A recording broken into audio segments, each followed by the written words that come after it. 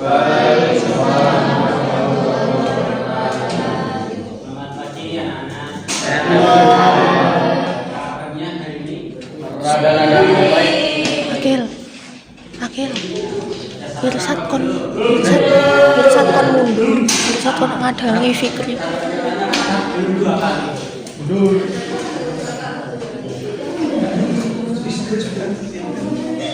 Sebelum mulai pembelajaran pada pagi hari ini, sebaiknya kita berdoa terlebih dahulu untuk Mas Nadib bisa dipimpin untuk berdoa.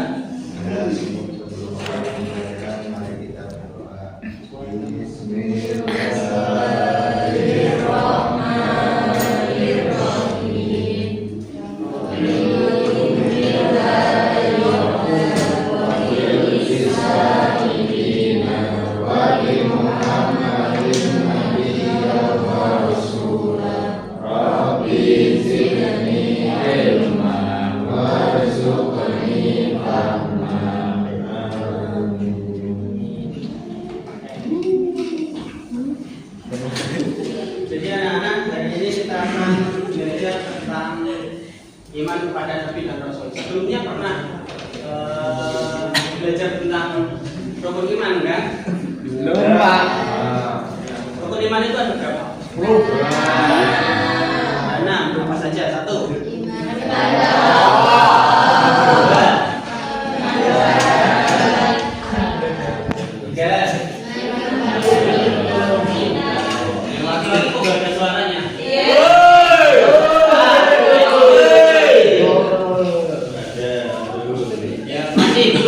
Masih lagi iman yang nomor 4. Rukun iman yang nomor 4. Rukun iman yang kelima. Rukun iman yang keenam. Dari jawaban teman-teman kok kayaknya masih belum semangat ya? Es krim dulu apa? Masih serah. Dulu ya.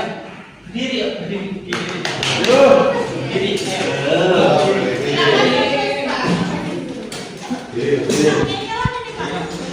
Berangkatan pasangan yang lurus, Pak. Berangkatan pasangan. Siapnya pasangan baik.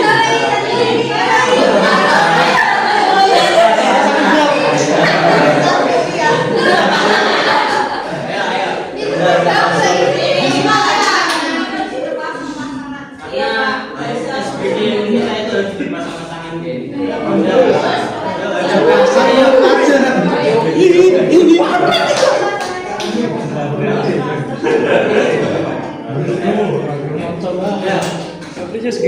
Bapak akan kirimkan flow-nya ya. Tangannya tangan kanan di tangan berhadapan. Sekarang begini berbalannya. Kayak mau salaman ya. Salaman, Pak. Kalau Bapak bilang kanan, yang kanan narik tangannya, yang kiri berusaha tangan yang kanan. Bapak bilang kiri,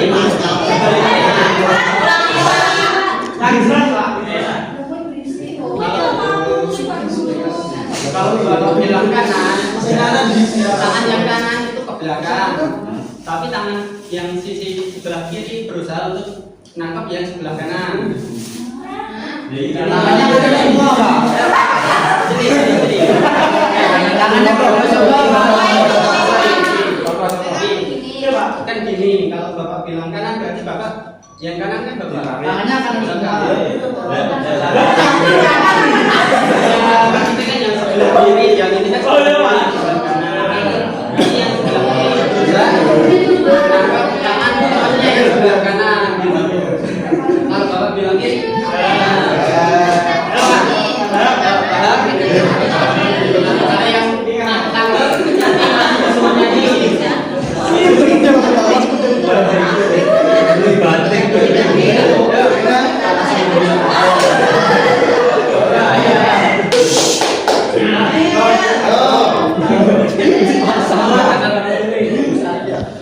Satu, dua, tiga, kiri.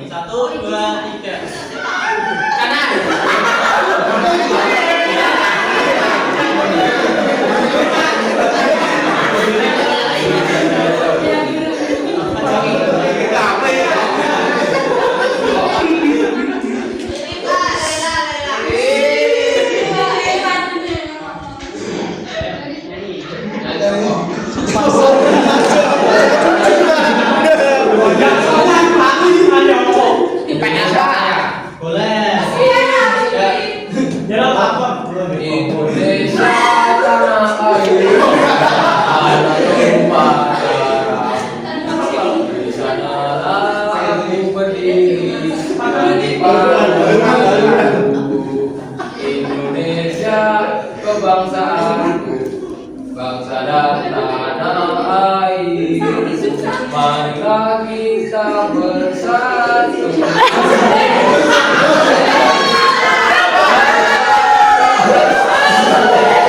Marilah kita berseru, Indonesia bersatu.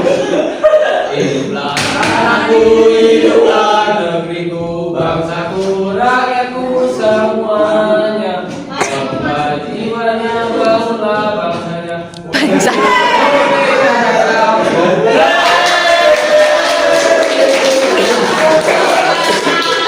Semangat ya, semangat ya.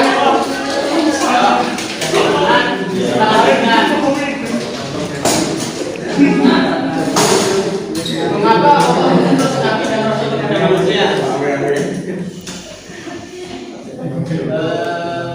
Kenapa sih Nabi dan Rasul itu diutus untuk diutus kepada manusia? Juga akan menampilkan video nanti, teman-teman bisa menjawab, mungkin bisa menjawab setelah menonton.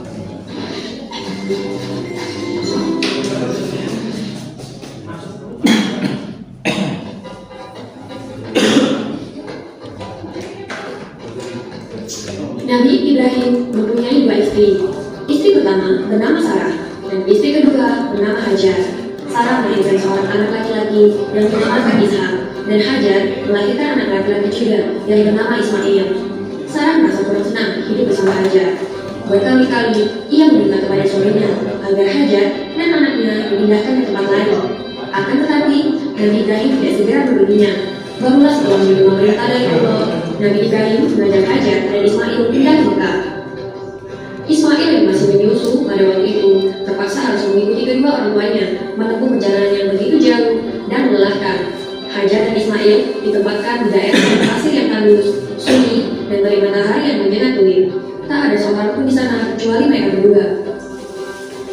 Setelah beberapa tahun Nabi Ibrahim alaihissalam meninggalkan anak dan istrinya itu, ia pun merasa lindu. Beberapa kali ia memberikan utusan untuk melihat keadaan anak dan istrinya itu. Dan ketika utusannya mengatakan bahwa anak dan istrinya dalam keadaan yang baik-baik saja, Nabi Ibrahim pun merasa lega. Ternyata kehidupan istri dan anaknya itu diberi tentang kehidupan oleh Allah Subhanahu wa Ta'ala. Hajar dan Ismail dianggap sebagai pemilik dan pemimpin Mekah karena mereka berdua lah yang pertama kali menetap dan sempat tinggal di sana. Demikianlah Nabi Ibrahim tidak dapat menahan kerinduannya. Ia pun berangkat ke Mekah dan bertemu dengan Hajar dan Ismail di padang Arafah. Anak dan istri itu sedang menggembalakan hewan ternak yang cukup banyak. Dalam perjalanan pulang ke Mekah, setelah menggembalakan ternak, mereka beristirahat di Musdalifah karena kelelahan dan akhirnya tertidur. Dalam tidurnya yang sebentar itu, Nabi Ibrahim alaihissalam mendapat wahyu melalui mimpinya. Ia diperintahkan oleh Allah untuk menyembelih Ismail. Anak kesayangannya itu harus dikorbankan sebagai bukti patuhnya Nabi Ibrahim terhadap Tuhannya. Seketika itu juga, Nabi Ibrahim terkejut dan berdebar-debar. Tampak begitu beratnya ujian kali ini. Ia pun akhirnya menguatkan hati demi rasa cintanya yang lebih besar kepada Allah Subhanahu wa Ta'ala. Ia juga pada akhirnya memberitahukan mimpi itu kepada Ismail. Wahai anakku Ismail, dalam mimpi aku diperintahkan oleh Allah untuk menyiapkanmu sebagai kurban dan aku harus menyembelihmu. Bagaimana pendapatmu wahai anakku? Kata Nabi Ibrahim.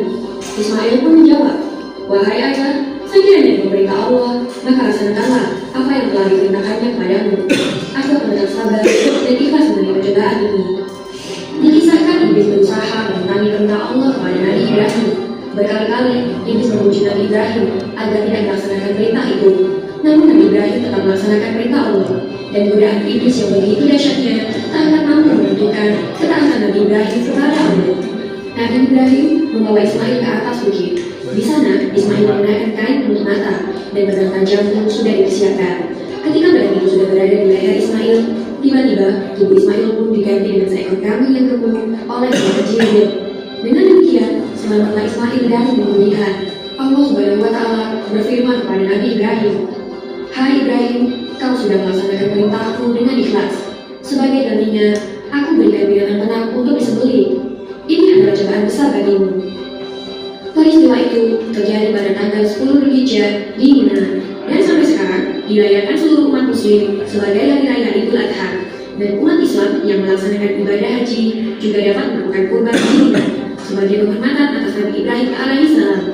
Demikian kisah Nabi Ibrahim alaihissalam. Semoga kisah ini dapat mempertebal iman kita kepada Allah Subhanahu. Dari kisah yang sudah Bapak tampilkan, apakah teman-teman bisa menjawab mengapa Allah mengutus Nabi dan Rasul kepada manusia? Belum. Nabi dan Rasul diutus oleh Allah kepada manusia itu sebagai teladan. Ice breaking, Pak.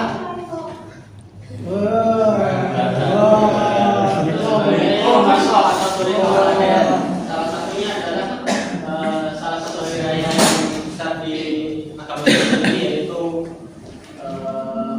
kurban atau Idul Adha. Ini kan sebelumnya diambil dari kisah Nabi Ibrahim yang diutus oleh Allah untuk menyembelih Nabi Ismail, tapi kan digantikan dengan hewan kurban. Nah, selanjutnya Bapak akan memberikan LKPD.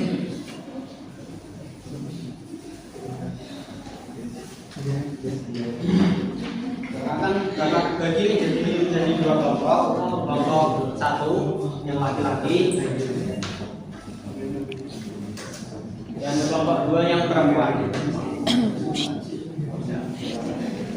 Tetapi sebelum mengerjakan apa yang Bapak perintahkan, Bapak akan menjelaskan dulu pengertian iman kepada Nabi dan Rasul. Nah, iman itu adalah percaya. Nah, iman kepada Nabi dan Rasul adalah meyakini dengan sepenuh hati bahwa Allah Subhanahu wa Ta'ala mengutus Nabi dan Rasul untuk menyampaikan kepada manusia sebagai petunjuk. Jadi Nabi dan Rasul itu diutus oleh Allah sebagai petunjuk hidup. Sebagaimana yang sudah Bapak tampilkan tadi, ya, itu sebagian kecil dari contohnya, dari peristiwa-peristiwa yang ada, termasuknya salah satunya kisah hitam yang dimulai oleh Nabi Ibrahim juga. Nah, pengertian Nabi dan Rasul. Nah, Nabi adalah manusia atau laki-laki pilihan Allah yang menerima wahyu untuk dirinya sendiri. Contohnya ada Nabi Adam, Nabi Yusuf, dan Nabi Ayub. Mereka menerima wahyu tetapi untuk dirinya sendiri. Berbeda dengan Rasul. Rasul adalah manusia pilihan atau laki-laki pilihan Allah yang menerima wahyu dan wajib menyampaikannya kepada Rasul. Contohnya itu Nabi Nuh, Nabi Ibrahim, Nabi Musa, Nabi Isa, dan Nabi Muhammad SAW. Dari sini Rasul itu sudah pasti adalah Nabi. Nah, sedangkan Nabi belum tentu adalah seorang Rasul. Nah, perbedaan Nabi dan Rasul seperti yang Bapak sampaikan tadi, Nabi itu menerima wahyu dari Allah, namun tidak wajib untuk menyampaikannya kepada umat dan tidak membawa syariat atau agama baru. Sedangkan Rasul itu menerima wahyu dari Allah, tapi berkewajiban untuk menyampaikannya kepada umat dan membawa syariat atau agama baru. Nah, nama-nama Nabi sendiri ada 25 yang wajib kita ketahui, dari Nabi Adam, Idris, Nuh, Hud, Saleh, Ibrahim, Lut, Ismail, Ishak, Yakub, Yusuf,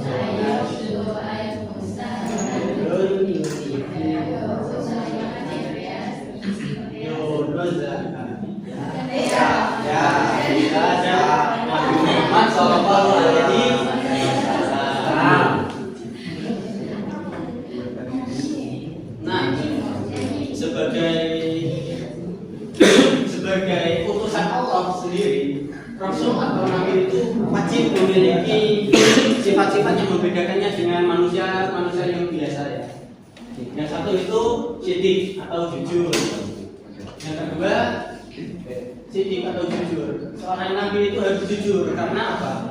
Karena mereka akan menyampaikan sesuatu yang diperintahkan oleh Allah. Jika tidak jujur, maka apa? Maka kan salah. Amanah dapat dipercaya.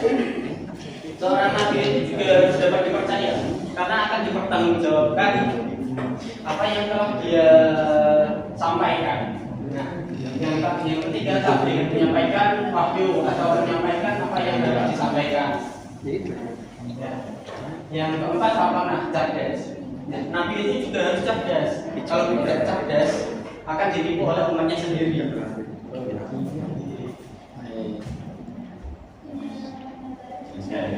Yang selanjutnya yaitu sifat mustahil bagi Rasul atau Nabi. Seorang Nabi itu tidak mungkin berbohong. Yang kalau ada Nabi yang berbohong itu kan berarti Nabi berdunia. Kalau zaman sekarang itu kan yang kedua itu khianat atau tidak dapat dipercaya. Ya. Yang ketiga itu kitman, menyembunyikan wahyu. Ini tidak boleh. Karena kalau sudah diperintah oleh Allah untuk disampaikan, tidak boleh untuk disembunyikan. Yang keempat adalah beranda atau bodoh.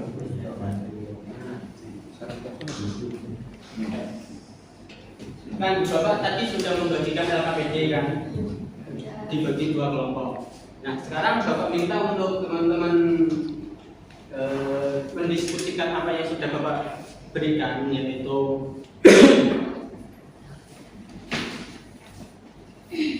meringkas kisah Nabi.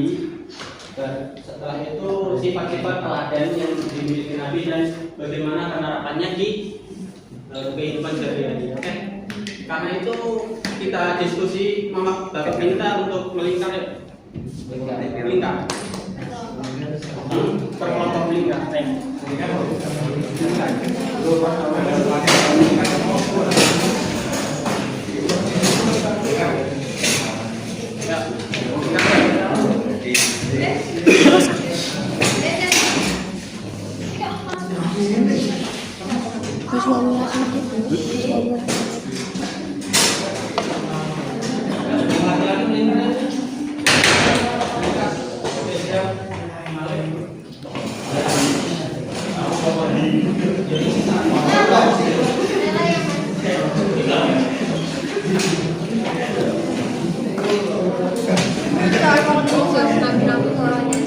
Bapak kasih waktu 30 menit ya untuk mendiskusikan.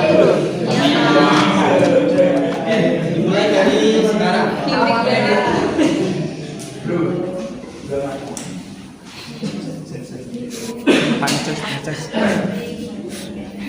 Saya ada ya.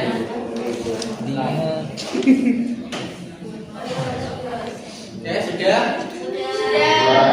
Sekarang perwakilan kelompok maju ke depan untuk mempresentasikan kalian juga. Ayo. Ayo, yang laki-laki.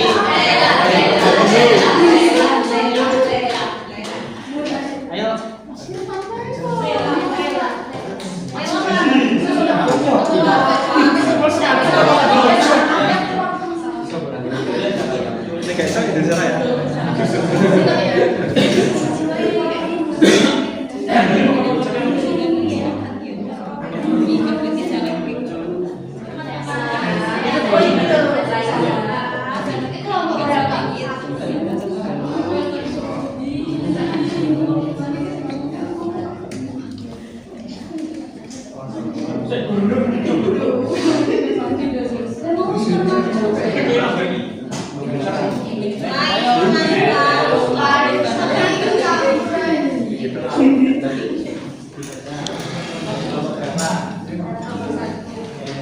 Nabinya siapa yang akan di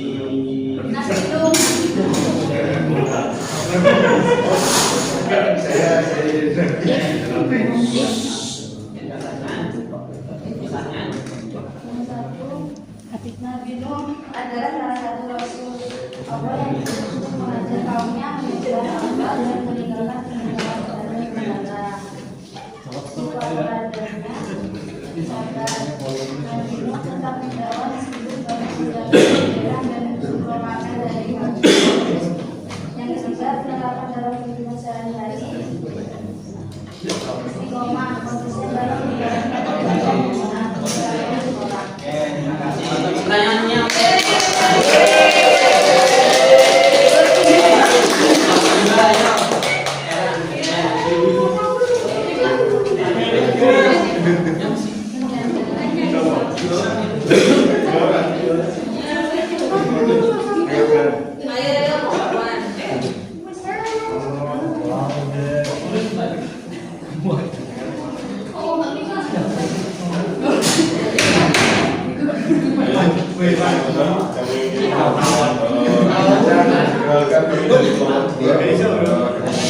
hasil diskusi kami yaitu kisah perjuangan Nabi Musa.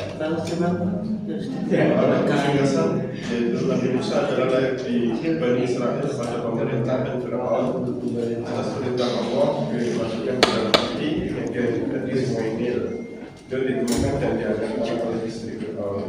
Setelah dewasa, Nabi Musa mengetahui kebenaran tentang Israel. Dia membeli seorang wanita dari orang Mesir. Sifat-sifat teladan Nabi Musa yaitu sabar, tabligh, berani dan teguh pendirian, tawakal dan bijaksana. Namun mengalami kehidupan sendiri, sabar dan menghadapi kesulitan. Kesimpulan, berdasarkan hasil kesimpulan ini kami menyimpulkan bahwa Nabi Musa adalah Nabi yang teladan memiliki sabar, tabligh dan berani, menghadapi pendirian, tawakal serta bijaksana. Sifat-sifat tersebut juga penting untuk kita terapkan dalam kehidupan sehari-hari agar menjadi pribadi yang beriman, berani dan bertanggung jawab.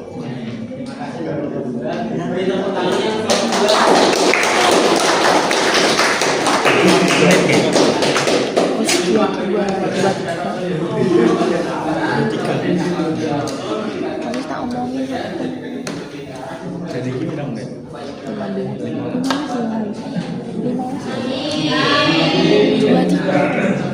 Mendung ya. pembelajaran pada pagi ini Bapak ada sedikit kuis dan kita satu atau dua anak bisa maju untuk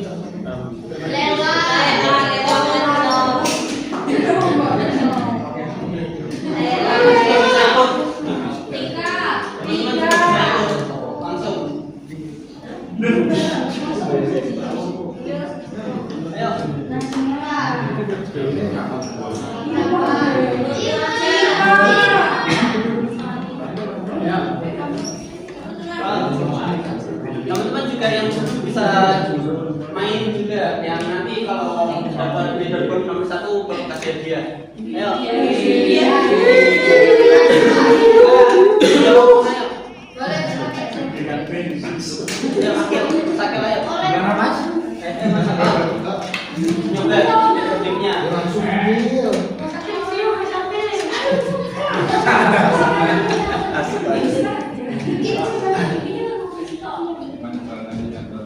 Ayo.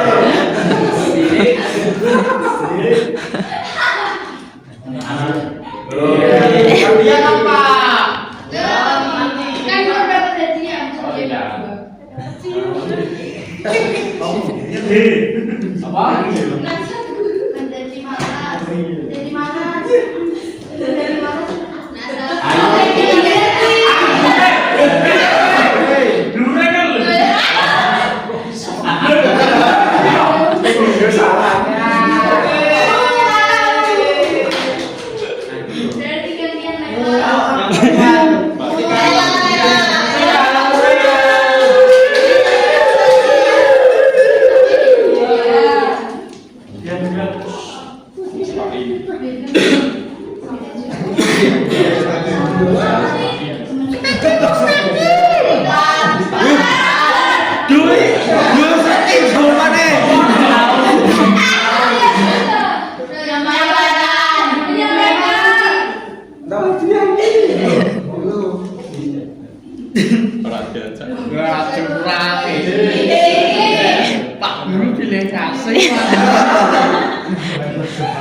Nah,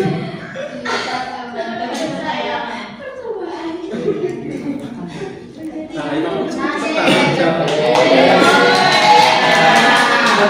Jadi aku ini ya.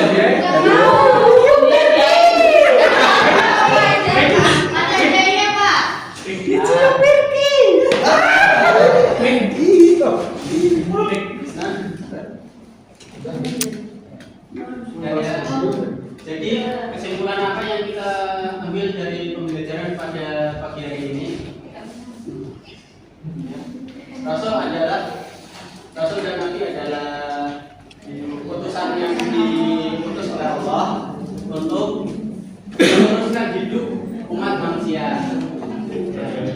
Dan total nama Nabi yang harus kita ketahui itu hanya 25, walaupun mungkin ada lebih banyak dari itu. Dan Nabi dan Rasul mempunyai 4 sifat, yaitu siddiq, jujur, amanah, dapat dipercaya, tapi menyampaikan wahyu, fatwa. Sekian pembelajaran dari Bapak. Sebelum itu mari kita tutup pembelajaran pada pagi hari ini dengan bacaan Bismillahirrahmanirrahim. Bersama-sama.